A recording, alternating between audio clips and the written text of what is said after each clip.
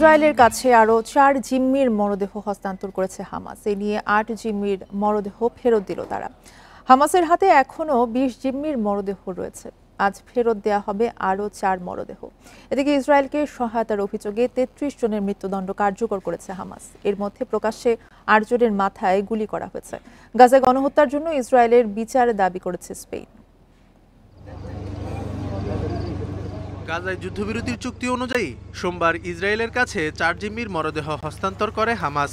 Red ক্রসের মাধ্যমে মঙ্গলবার রাতে ফেরত দেওয়া হয় আরও 4 জিম্মির মরদেহ।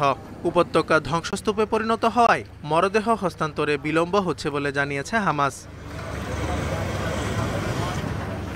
এদিকে চুক্তির নির্ধারিত সংখ্যার অর্ধেক সংখ্যক ত্রাণবাহী ট্রাক গাজায় প্রবেশের অনুমতি পাবে বলে জানিয়েছে ইসরায়েল। এর আগে রেড ক্রসের কাছে 45 ফিলিস্তিনির মরদেহ হস্তান্তর করে আইডিএফ।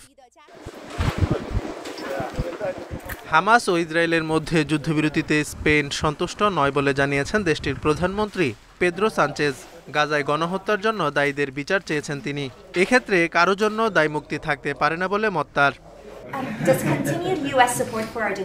হামাসকে অস্ত্র ত্যাগের আহ্বান জানিয়েছেন মার্কিন প্রেসিডেন্ট। সতর্ক করে ডোনাল্ড ট্রাম্প বলেন, যদি তারা অস্ত্র ত্যাগ না করে দ্রুত ও সহিংসভাবে তা করা হবে।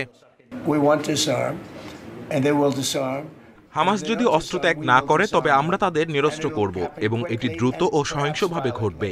কারণ আমরা খেলছি না, আমরা বিরাট কাজ করেছি, জিম্মিদের ফিরিয়ে এনেছি। এটাই ছিল আমাদের প্রথম কাজ।